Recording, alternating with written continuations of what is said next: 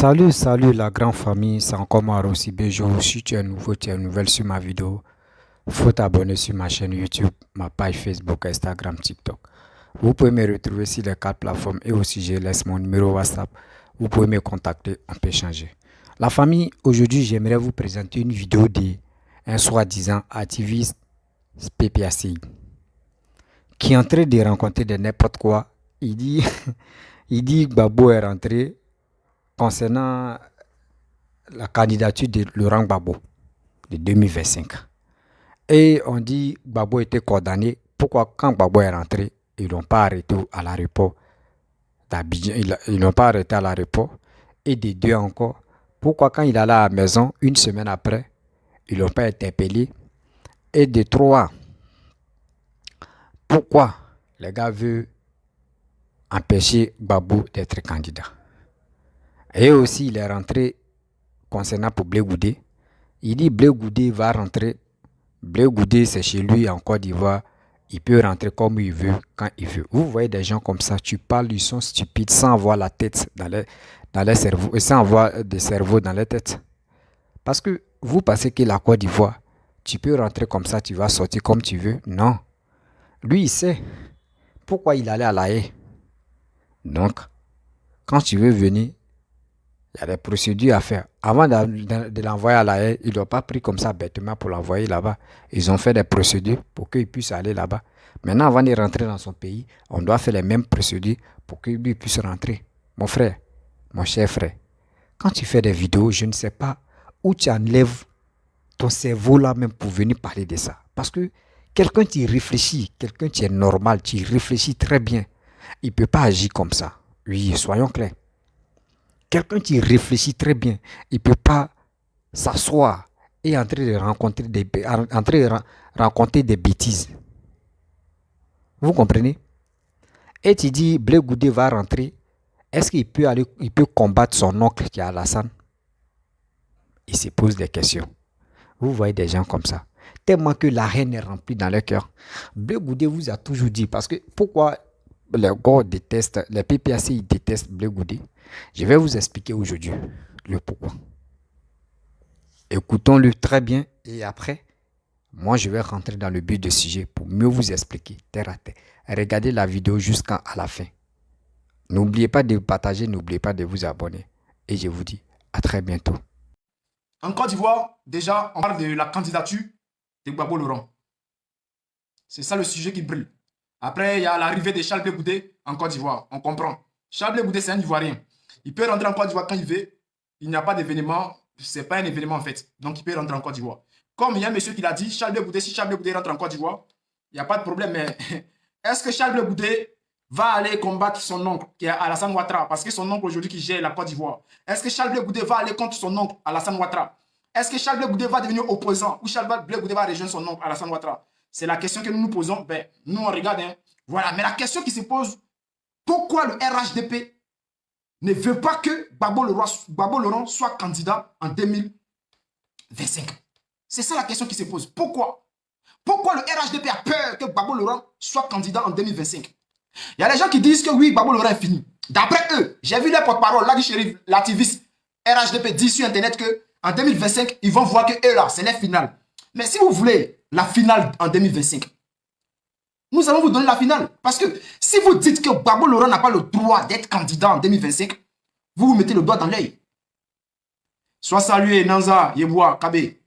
Nous ne voulons plus trop parler. Nous là, nous ne voulons plus trop parler. Nous attendons seulement que 2025. Parce qu'en 2025 là,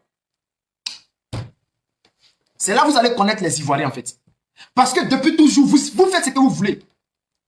Dans le pays là, vous faites ce que vous voulez. Mais d'abord le 25 novembre, je vais vous rappeler ici que le 25 novembre en Côte d'Ivoire, le 25 novembre demain en Côte d'Ivoire, les associations de la société civile vont commencer leur activité. Nous avons demandé à ce que Ouattara nous écoute. Ouattara ne nous écoute pas. Donc à partir du 25 novembre 2022, nous allons commencer à faire des manifestations en Côte d'Ivoire. Ce n'est pas une question de dire, on te parle, tu dis que tu es président de la Côte d'Ivoire, donc on te parle là, tu ne nous écoutes pas. Nous avons le plein droit parce que la constitution de la Côte d'Ivoire nous donne le droit de faire des manifestations lorsque nous ne sommes pas d'accord avec l'agissement du président de la République. Donc nous avons le plein droit de faire des manifestations en Côte d'Ivoire le 25 novembre 2022. Après, ça sera à vous de voir. Soit vous acceptez nos manifestations-là, soit ça passe ou ça casse. C'est quoi ça y est maintenant? Comme vous voulez vous jouer les noussis, nous allons nous jouer les noussis et puis on s'en va à ça. On s'en va à ça.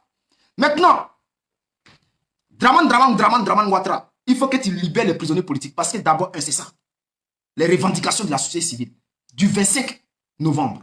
On va laisser ça. Nous allons parler de Gbagbo Laurent. Pourquoi Gbagbo Laurent ne doit pas être candidat en Côte d'Ivoire? Pourquoi?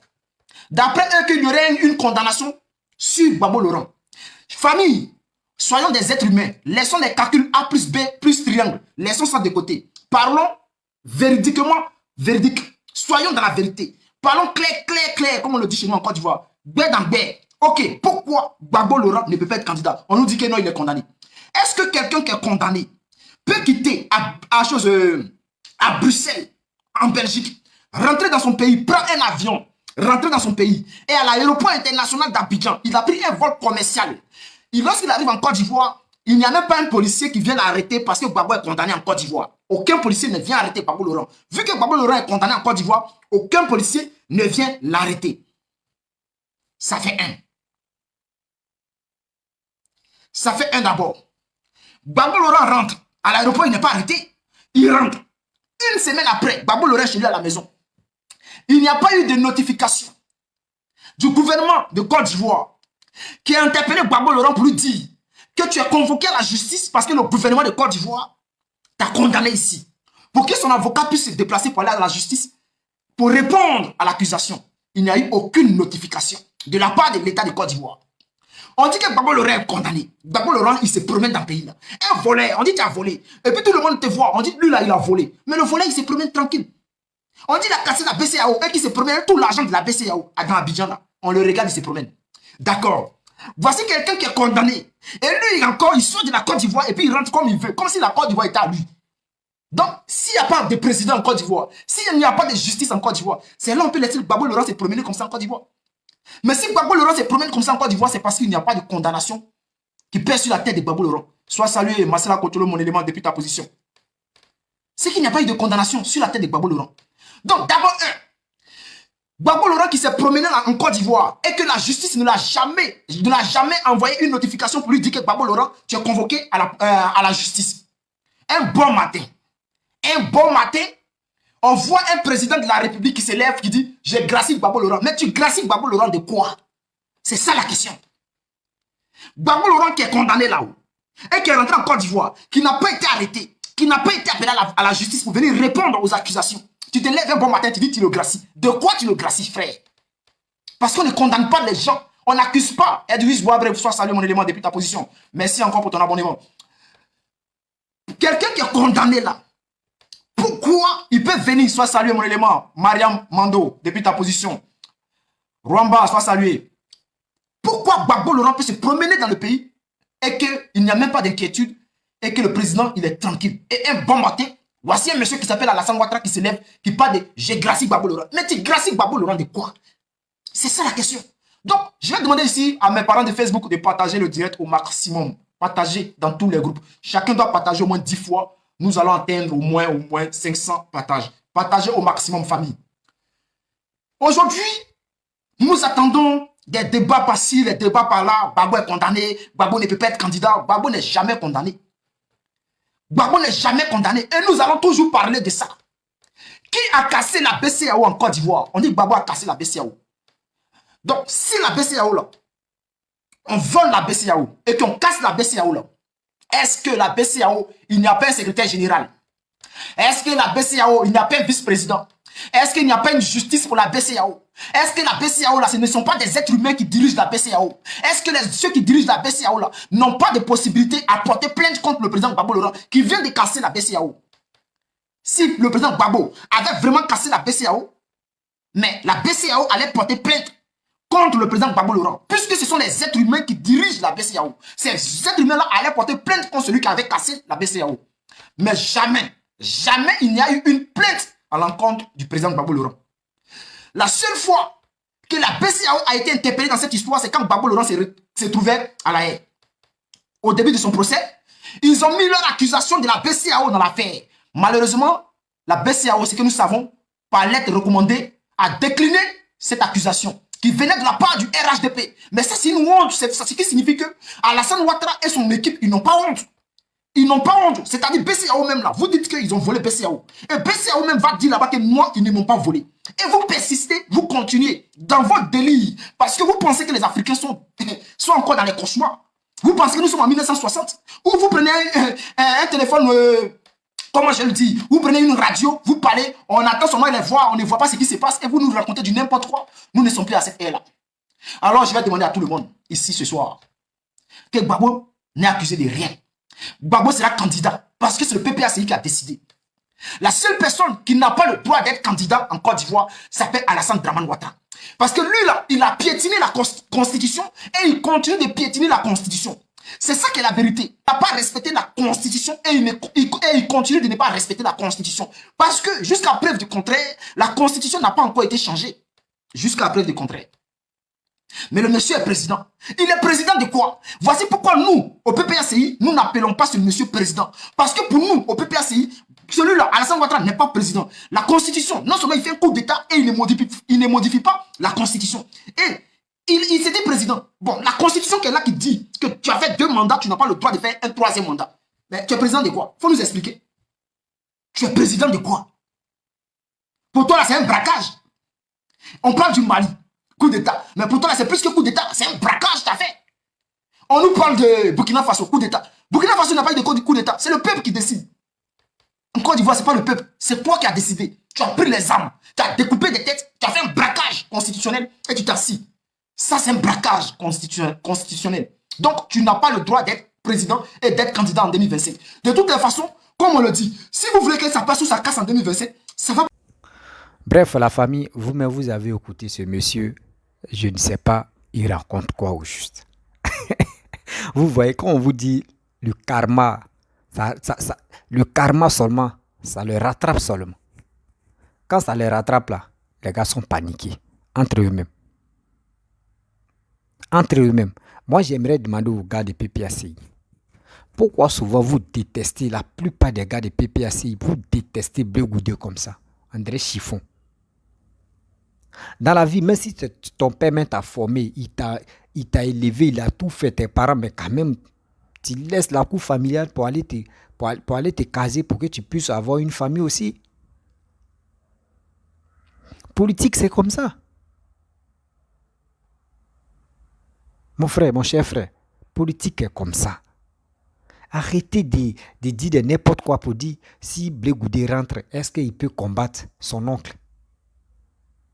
Donc, vous, ce qui est dans vos têtes, il n'a qu'à aller combattre, il n'a qu'à faire ce que vous voulez, ce qui vous passe dans la tête là. Blé Goudé n'a qu'à faire sans réfléchir. Blé Goudé, il a toujours dit, je veux rentrer en Côte d'Ivoire pour parler de la paix. Je veux rentrer en Côte d'Ivoire pour parler de la paix. Son seul but où il est d'abord, c'est de ça qu'il est en train de parler. Parce que lui, il sait, avant de quitter la Côte d'Ivoire, il sait c'est quel truc qu'il a fait. Lui, il reconnaît. Il veut venir s'excuser devant des Ivoiriens. Pour s'engenouiller. C'est ça que Blé Goudé veut faire. Pour demander vraiment pardon aux Ivoiriens. Blé Goudé ne vient pas en Côte d'Ivoire comme ça parce qu'il veut venir combattre Alassane. Ou il veut venir combattre telle personne. C'est ça qui est dans vos têtes. Le stratégie de Blé Goudé, vous ne comprenez pas. Vous ne comprenez pas le stratégie de Blé Goudé. C'est ça qui vous casse actuellement le moral. Vous voulez que Blé Goudé n'a qu'à s'exposer pour dire ok, moi je viens en Côte d'Ivoire, je vais combattre Alassane, je vais combattre telle personne, je vais combattre. C'est ça qui est dans vos têtes. Vous voulez que Blé Goudé n'a qu'à faire ça. Non. Blé Goudé dit c'est un proverbe. Le dos n'a pas sauvé lui-même et le vent n'a pas sauvé son vent. Est-ce qu'il peut sauver le vent et il peut sauver le dos? S'embêter. Le vent, on appelle ça mni. Gamin là, c'est dit le dos. Vous comprenez? Donc, ça veut dire, Gbagbo est rentré. Quand Gbagbo est rentré en Côte d'Ivoire, lui, il était focalisé sur sa femme. l'histoire des couples. Mais Blé Goudé, lui, vient. Et où il était basé, où Gbagbo était basé, s'il a fait des couples, il allait rencontrer Alassane. Quand il allait rencontrer Alassane, et il a parlé avec lui. Lui, il voulait que Soro Guillaume rentre. Est-ce qu'il a parlé de Blé Goudé? Mais nous tous, on a les oreilles pour attendre. Donc, maintenant où Blé Goudé veut rentrer, vous voulez que Blé Goudé n'a qu'à se rallier à vous encore? Mais quand même. Si Blé Goudé veut se rallier à vous, pour que vous, moins ça, vous lui donnez les autres d'Amaï, vous voulez là. Simon n'a qu'à aller se rallier à Simon. Ils n'ont qu'à marcher ensemble. Nadi Baba n'a qu'à être à côté. Et Simon avec Babou, ils vont reprendre leur couple là ensemble. Parce qu'ils sont toujours en couple. Hein. Ils n'ont pas encore divorcé. Ils sont toujours mariés. Mais attends. Cet enfant qui a eu des ailes, là, qui est en train de s'envoler, qui est en train d'attraper ces trucs pour manger, vous voulez vraiment mettre les bâtons dans les roues. Parce que vous, chez vous, dans vos têtes, c'est Gbagbo qui a formé Blé Goudé, c'est Gbagbo qui a tiré Blé Goudé, viens et te met dans la politique. Non. C'est parce que Blé Goudé il aimait la chose. C'est pour cela lui il est rentré dedans. Vous pensez que de nos jours maintenant, tu peux dire même ton enfant, ton propre enfant, tu peux lui dire va faire tous tes trucs. Mon métier, ça là, c'est ça, il veut, va faire. Et l'enfant te dit moi je ne fais pas. Ou pour que l'enfant puisse, tu puisses dire non que l'enfant m'obéit. L'enfant peut aller faire ça, mais ce n'est pas à son propre cœur. Et si ça n'a pas marché, il va te dire papa, moi je t'ai dit adieu. Moi il dit là-bas, là, moi ça ne me plaît pas. Mais c'est parce que si il dit il ne va pas là-bas, tu vas te fâcher, c'est pour cela que je suis allé. Mais si c'est Gbagbo, mais tu as tiré Blé Goudé, viens, il te met dans la politique là. Mais quand même, tôt ou tard, il va lâcher le son petit va aller s'envoler ailleurs. Vous voulez quoi? Vous voulez quoi? Vous voulez anéantir la politique de Blé Goudé. Vous voulez que Alassane, ou soit Alassane Naka, ou soit Blé Goudé n'a qu'à faire quelque chose, quelqu'un va attaquer Blé Goudé. Vous allez dire, nous on savait que c'était Alassane, vous allez mettre ça sur Alassane. C'est ça que vous voulez? Blé Goudé est trop intelligent. Blé Goudé est trop intelligent. Ce n'est pas un enfant de maintenant. Il connaît, il sait ce qu'il fait. Blé Goudé sait ce qu'il fait. Mais quand même, regardez son attitude, regardez sa manière. On a vu lors des 49 soldats. Blé Goudé est sorti et Blé Goudé a parlé comme un fils, comme un Ivoirien. Il a fait des déclarations et il a parlé. Mais à part Blé Goudé, qui a parlé? À part Blé Goudé, qui a parlé comme opposant? Ceux qui on les voit, non. On dit c'est la 8e fois, ils sont partis et puis c'est la 8e fois on les bloque. Pourquoi on les a bloqués dans la 8e fois? Est-ce que c'est comme ça on parle? Et on quitte ici. Il y a d'autres qui viennent. Non, est-ce que vous savez, nous, le gouvernement ivoirien nous ont dit non que oui. C'est les opposants. Les Ivoiriens, le gouvernement ivoirien nous ont dit non que ce sont les militaires. Nous, on a dit oui, ce sont les militaires. Mais après encore, vraiment, nous, on a été fait enquête. Est-ce que le gouvernement ivoirien ne peut pas s'approcher à nous pour qu'on puisse trouver solution, pour qu'on puisse libérer? Vous voyez des choses comme ça? Vous-même là, même quand ils ont dit Marine Le Pen, les Maliens ont chassé les Français, les militaires français. Marine Le Pen, elle était qui? Elle n'était pas présidente. Mais regardez ce que vous-même, nous tous, on a vu ce qu'elle a fait. Elle était opposante, mais regardez l'acte qu'elle a posé. Mais l'Africain ne peut pas faire la même chose comme ça. L'Africain dit si j'ai fait la même chose, c'est comme si on les libère. Ils vont dire c'est le plus fort, c'est le président qui est le plus fort. C'est comme ça nous on réfléchit. On dit c'est les deux mecs qui se lavent. Mais si je suis plus au pouvoir, et toi tu es au pouvoir, tu es en détresse, et c'est le pays qui a attaqué là. Moi je suis obligé de venir te soutenir. Si c'était Blé Goudé, tu étais là, et il y a eu la fête d'indépendance de la Côte d'Ivoire là, lui il allait se rendre à Yamoussoukro pour faire la fête.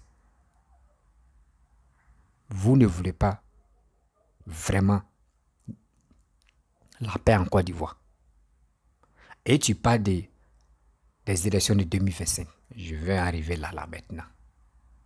Mon cher frère, tu dis, est-ce que vraiment ils ont condamné, ils ont lancé mandat d'arrêt contre Gbagbo? Tu dis, tu te poses la question. Et en te posant la question, et toi-même, tu rentres encore dans le but du sujet. Moi, je voulais te faire sortir et décortiquer. Tu vas mieux comprendre. Mon frère, cher frère.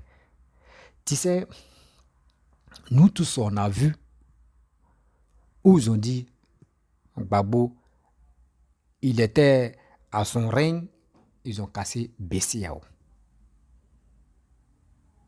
Mais où l'affaire est restée?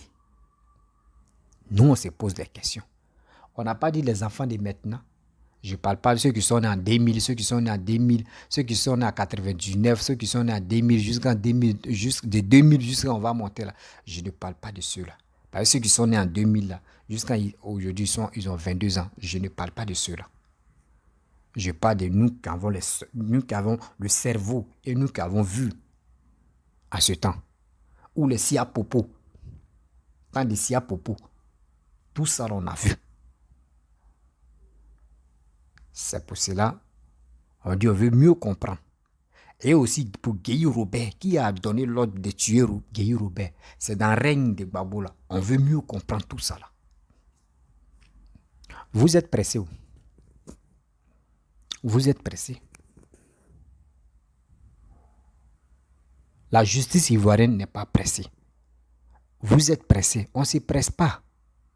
Ça peut attendre 2 ans, ça peut attendre 3 ans, ça peut attendre 4 ans. Et ils vont l'interpeller, viens. Voici les dossiers.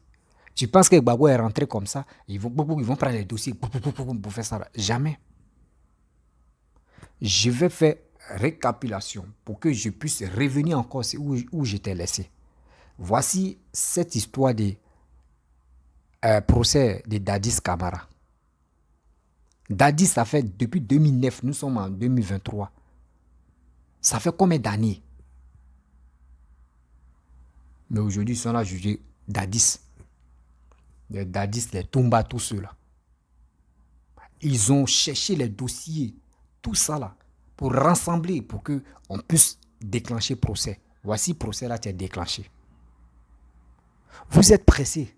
Oui, Gbagbo n'est pas. Oui, Gbagbo est ceci. Oui, Gbagbo est cela. Calmez-vous.